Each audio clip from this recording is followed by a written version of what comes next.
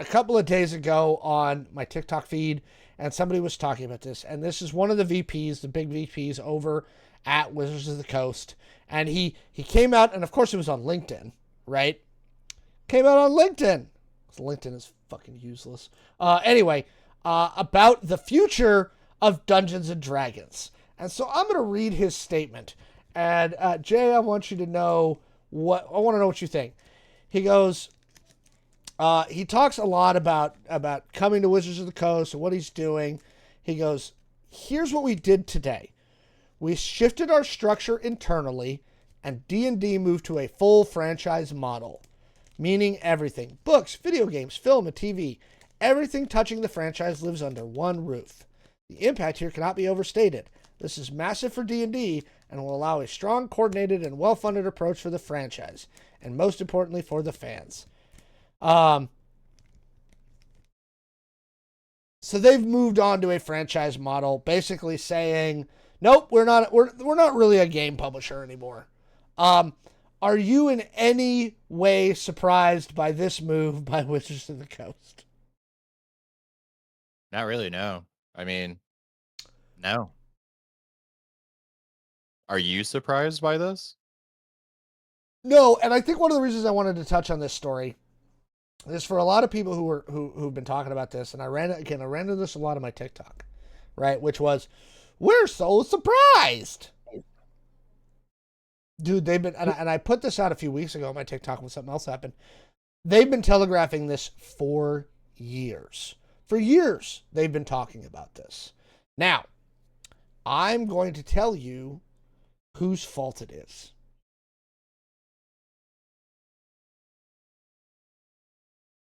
It's gamers' fault. It's y'all's fault.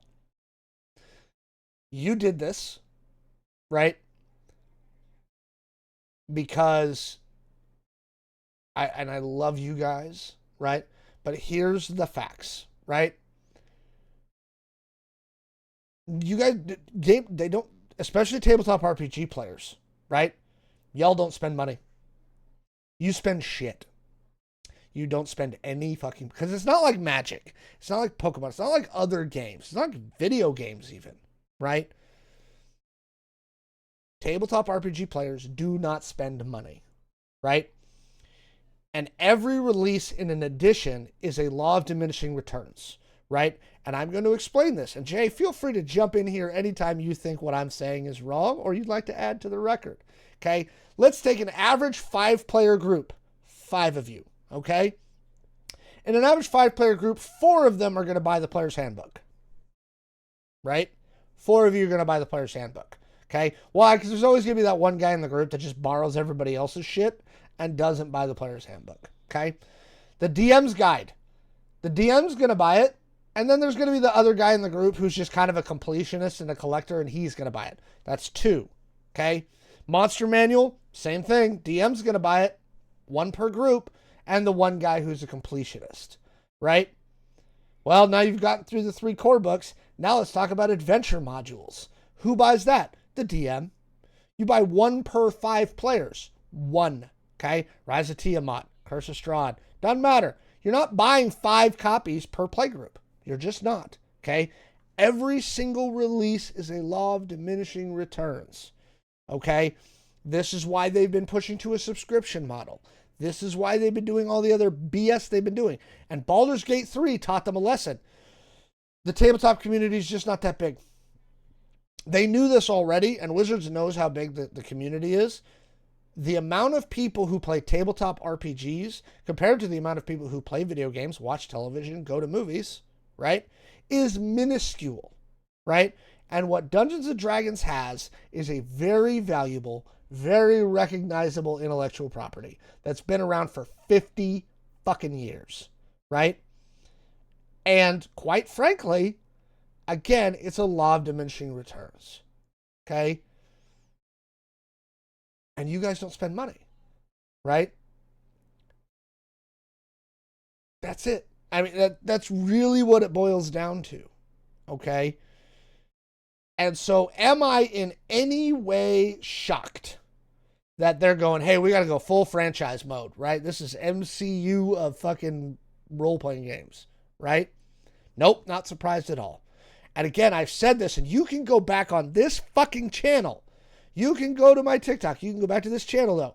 And how many times I've said, if Dungeons and Dragons, if Wizards of the Coast could never publish another fucking book again, they wouldn't. They don't want to be in the printing business, and they don't want to be in the logistics business. Fuck that. Why do I want to print things and ship it? Deal with tariffs and all this other BS. Nope. Okay.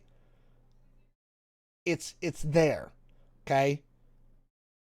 Before I get to the chat questions that are coming in along this thingy, Jay, do you have anything to add to my, sorry guys, like, it sucks, but this is what it is.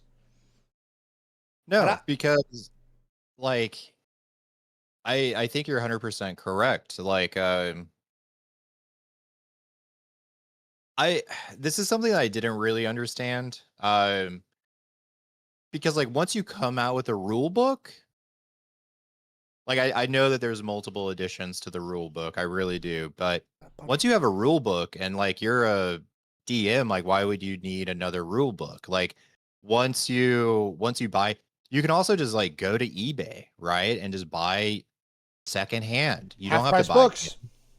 And then we covered this like a few weeks ago, I believe, like using AI to like help DMs. Like, and then you're cutting Dungeons and Dragons completely out. Like I'm not surprised. And we talked about this even at Comic-Con, like the printing business itself is a horrible business to be in. Like it's hard to actually make that profitable. So yeah, I'm not surprised by this. Yeah,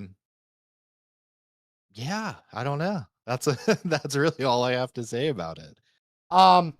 Somebody in the chat says, prices have gone up and paychecks have gone down. This is true. This is absolutely true. And the cost of this has changed significantly. And it's also due to changing consumer habits, right? Because I'm going to combine two other questions that just came in the chat. Why did it work for all those years before? And this wasn't a problem in the 80s and 90s. And I will explain this very, very easily, right? And I saw this when I was publishing my game, and I've talked to I don't know how many publishers, okay? And if I knew this question was going to come in, I would have grabbed a couple books. In fact, I'm going to do that right now. So hang on 2 seconds. Okay, quickly while he's gone, let's talk about the real topics. Like, I think Alex should get better lighting in his bookshelf. Like, what is that? Like, where is he? He's in the darkness. Like, he has a lightsaber. It's a light. Top right corner. That thing turns on. Like, why is that not on? You know, I mean, he's back. Okay. Okay. Oh, okay. He's back. Somebody asked the question, so now I'm going to answer the question. Okay? And we're going to talk about 80s, 90s, and early 2000s. Okay? This is a pretty cool little book right here. It's for 3.0. It's called the Hero Builder's Guidebook. It MSRP'd for $14.95. Okay? Now, I'm going to kind of see if I can flip through this book so you guys can get a view. Okay? See this? It's a lot of words. There's not a crap ton of art. Okay? It's a total of like 70 pages, 64 pages, right? And it's got a lot of like, family stuff and how to do life events and how to build a character. And it's just kind of a fun little splat book. Okay? This was the last module that was released for Advanced Dungeons & Dragons 2nd edition. Okay? It's called the Apocalypse Stone. It was designed to destroy your campaign. Again, black and white. These are not gloss pages, and there ain't much art in it. Okay? Now, we're going to go the 2014 Player's Handbook. Right? Okay? Very glossy pages. And art fucking everywhere. Art everywhere. Okay? So, here's the thing. And again, I've talked to so many publishers about this. Okay? Those first two books, which were like $14, $15, which are black and white, non-glossy pages with not much art, but a lot of gaming material. Do you know what happened to those books? Nobody bought them. Nobody bought them. Gamers now will not buy something unless it's in full color with glossy pages, right? In hardcover, right? With lots and lots of art. And do you know what the single most expensive thing to put into a role-playing game book is? Art. Art. Okay? The art cost for Identico was somewhere around $25,000. That's how much we spent on art. Okay? It was by far the single largest line item of cost to publish our game. Okay? And again, the problem is gamers will not, even if the material is the best, you could write the best material ever written. Okay? Okay? It will not sell. Somebody in the chat saying this is a Gen Z issue. No, it really starts with millennials. So I'm going to fully pull it on the millennial generation. And here's the thing. It's filtered to the old timers too. They won't buy it anymore unless it's high quality, right? And I'll tell you something else. The printing cost, when you go to that higher quality of paper, that higher grade paper, that higher gloss paper, and in full color, right? The printing cost doubles. Doubles. Okay? Somebody's saying, I will. Yeah, you are the exception that proves the rule. Okay? The reason it worked for so long is you could come out with a splat book like that, like 5 times a year, and as opposed to 2 people in the group buying it, like 3 or 4 of them would, right? And you could get a lot more out of it, right? Until gamers just stopped buying that stuff, right? It's like DLC. It honestly was a lot like DLC. You had your core book, your 3 core books, the player's guide, DM's guide, monster manual, and then every little piece of that, the stronghold builder's guide, the hero's book, all that stuff, it's DLC. That's what it is. And gamers right around the mid-aughts decided they were done with it, right? They just weren't spending money on it anymore, and that was not going to be the style of game they wanted anymore. They didn't want all this stuff. They didn't want crunchy. They didn't want more stuff. They didn't want too many words. They wanted pretty. Okay? Now, the other thing that somebody's going to come at me with is, well, what about the indie guys? Here's the thing. I had the largest selection of independent RPGs in the entire Seattle Metro. It hardly sold. Okay? For all the talk about people who say they want indie RPGs, they're, I'm just going to say it. They're fucking lying. They are lying. Okay? Most of them are lying. Oh, I want to support it. No, you don't. No, you don't. Okay? I had stacks of that crap and people just didn't buy it. Okay? So everybody who's getting upset that D&D's like, oh, we're going franchise mode, right? And Jeremy Crawford and Chris Perkins left Wizards and D&D's not for the gamers anymore. Do you know why? Because you guys don't spend any money. That's all there is to it. Okay? Am I happy about this? Not particularly. I think it's iffy for the brand, but I'm not shocked because the amount of money they can make in TV, movies, and video games is 10 times what they make in role-playing games.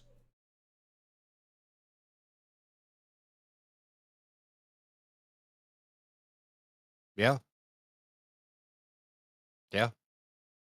So if you're out there complaining about this whole D&D situation, first off, if you're surprised, I don't know what to tell you. I've been talking about this for 4 or 5 years now on this show, on other shows, on every media. None of this is a surprise.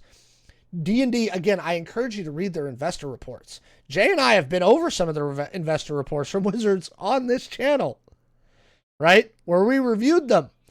They've been telegraphing this for years, that this was the way they were going. So don't be surprised. And if you're upset, I don't know what to tell you. Like, what did you expect? Maybe actually, and let me pose that question to you, Jay. Realistically, for all the people who are upset about this, what are they expecting? Like, what did you expect to happen? Well, one, I don't know why you guys do this. You guys get like Alex so wound up and upset. Come on now. But so I think I I think this is, a lot of consumers, not all consumers.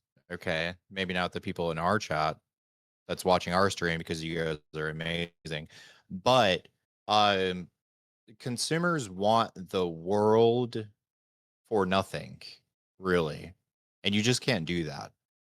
And I think they get upset when companies will pivot to try to make sure that they survive. Because I think that obviously they want to become richer and make more money, obviously, but also as a company, you have to make these pivots to try to stay afloat. Like, Alex, I was there for the Gamers After Dark. That was a pivot for you guys. Um, you have to kind of like sometimes test new things out, see how it works to try to stay afloat. So there you go. That's my Um, thought. yeah. Um, I don't know. So somebody in the chat said gamers need to come to Jesus moment. I think that this is a thing across kind of geekdom. Um, it comes down to I don't know if that's gonna happen. There have been so many things. Um, there's so many things that have happened over the last 4 or 5 years, from the OGL debacle to everything else that D&D has done, sending Pinkertons to people's houses and things like that. That every time I turn around, everybody's like, "I'm swearing off Wizards." No, you're not. No, you're not. Um, the fact of the matter is that their come to Jesus is probably never going to happen. Um, Somebody else said, outside of things like D&D Beyond, this is the end of RPGs. I don't think it's the end of RPGs. Here's the thing about RPGs, and a lot of people who know me know that I play with know this. See this right here? That's stacks of RPG books. You know what's really cool about that? I own those. I have enough RPG shit in my thing and enough dice in my house where I can run campaigns until the day I die and never run out of material. Never. Um, because once you own the books, once you have them, they're yours, right? And unlike video games, you can't take my games away from me. My books are right there; they're mine. So unless my house burns down, you're not taking my RPGs away from me. So I don't think it's the end of RPGs. I do think that it's another one of the reasons why this industry struggles, right? And it goes back to the story we talked about earlier today, which is the diamond distribution story, right? Whether it's comic books or tabletop RPGs, these geekdom thingies, because of the way the business runs, because of cash flow, like, you are always 2 bad months away from done, right? That's what happened to us with our game store. We were just 2 bad months away from being done all the time, and then it just stacked us. Boom, boom, and then we were toast, right? It was just nothing else we could do. So take that for what it's worth. Jay, do you have any closing thoughts on this particular topic? That is how the cookie crumbles. Let us know what you think down in the comments below.